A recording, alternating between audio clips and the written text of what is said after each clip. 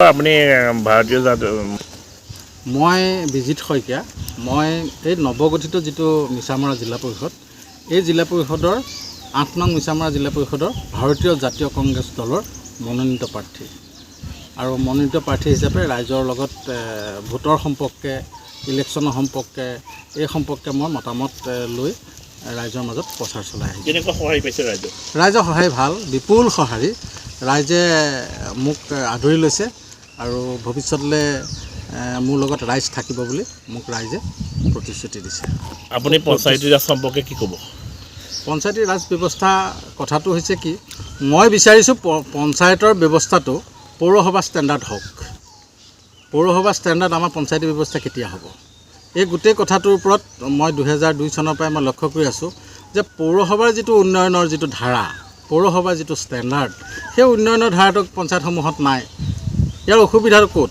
Government কি আছে সেইটো বেলেগ কথা, কিন্তু পঞ্চায়তৰ যিটো ডেভেলপমেণ্ট সেইটো পৌৰসভা ষ্টেণ্ডাৰ্ড হ'ব লাগে, মোৰ নিজা দৃষ্টিভংগী। নাই আমি গাঁৱত, মই সৰুৰে পৰা গাঁৱতে ডাঙৰ হৈছোঁ, তেনেই সহজ সৰল গাঁৱৰ সাধাৰণ মানুহ, আৰু বিশেষকৈ মিছামৰা আৰু ঢেকীয়াল মৌজাৰ ৰাইজসকল যথেষ্ট সৰল আৰু খুব শান্তিপ্ৰিয় আৰু চিম্পুল। এই কথাকেইটাত মোক দুই একে ৰাইজে কোৱা মতে যে 10-15খন গাড়ী লৈও একে বৰ ডাঙৰ কনভলৈ মানে প্ৰচাৰ চলাই ফুৰা দেখা গৈছে। কিন্তু সেইসকল যিসকলে তেনেধৰণে প্ৰচাৰ চলাইছে তেখেতসকলে কাইলৈ জিকাৰ পিছত এতিয়াই মন্ত্ৰীৰ দৰে ঘূৰা ফুৰা কৰিছে। গতিকে জিকাৰ পাছত অন্ততঃ আমাৰ সাধাৰণ মানুহ এজনে গৈ চাগে সাধাৰণভাৱে তেওঁৰ লগত কথা এটা আলোচনা কৰিবলৈ অসুবিধাৰ সন্মুখীনহে হ'ব বুলি মোক ৰাইজে জনাইছে। সেইটো ৰাইজৰ মতামত, আৰু মোৰ সেইটো ভিউ নহয়। মোৰ থিংকিংটো এনেকুৱাই যে সাধাৰণভাৱে যিটো আমি একদম চিম্পুলকৈ ৰাইজৰ মাজত যেনেধৰণে থাকোঁ তেনেদৰে আমাৰ ৰাইজৰ মাজত আমি কথা বতৰা পাতি ভোটৰ সম্পৰ্কে মই আলোচনা কৰিছোঁ। ভোটাৰসকলক কি আহ্বান জনাব আপুনি ভোট দিবৰ বাবে? ভোটাৰসকলক আপোনালোকে উপযুক্ত এজন প্ৰাৰ্থী, আপোনালোকে ভোটাধিকাৰ সাব্যস্ত কৰি আপোনালোকে পঞ্চায়তী ব্যৱস্থাত এজন সুযোগ্য প্ৰাৰ্থীক বিজয় কৰক।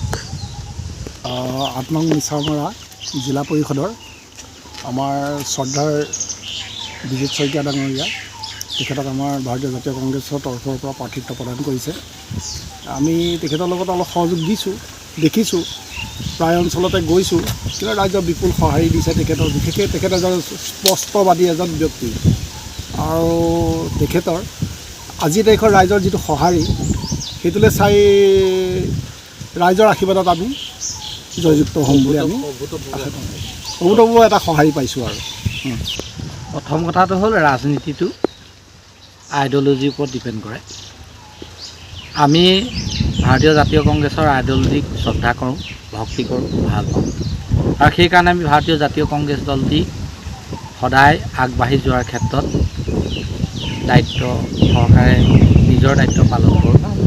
আৰু এতিয়া এই যি নৱগঠিত মিছামৰা জিলা পৰিষদ, এই জিলা পৰিষদত বৰ্তমান যি পঞ্চায়ত নিৰ্বাচন হৈছে, আগন্তুক পঞ্চায়ত নিৰ্বাচনত 3জন জিলা পৰিষদৰ প্ৰাৰ্থীয়ে প্ৰাৰ্থিত্ব লাভ কৰিছে। আমাৰ দলে বিজিত শইকীয়া ডাঙৰীয়া এজন যুৱ চেহেৰাক আগবঢ়াইছে। তেখেতৰ ব্যক্তিত্ব ৰাইজে ভাল পাইছে, ৰাইজে তেখেতক আদৰেৰে গ্ৰহণ কৰিছে। আমিও তেখেতক লৈ ইলেকশ্যন, যিটো আমি নিৰ্বাচনী কুচকাৱাজৰ ক্ষেত্ৰত আমি যথেষ্ট সুবিধা হৈছে। আৰু ৰাইজৰ যিটো বিপুল সঁহাৰি, তেখেতৰ প্ৰতি যি বিপুল সঁহাৰি, সেই সঁহাৰি আমাৰ জাতীয় কংগ্ৰেছ দলৰ কৰ্মকৰ্তাসকলকো যথেষ্ট উদগনি দিছে। আৰু মই ভাবিছোঁ যে আমাৰ এই যিটো জিলা পৰিষদ, এই জিলা পৰিষদত 3জন প্ৰাৰ্থীয়েই শক্তিশালী।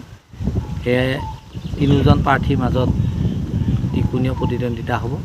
আৰু আমাৰ প্ৰাৰ্থীজন যিহেতু এজন যোগ্য হিচাপে আমি দিছোঁ, আৰু সেইকাৰণে যোগ্যতাৰ ভিত্তিত তেওঁ আগবাঢ়ি যাব বুলি মোৰ দৃঢ় বিশ্বাস।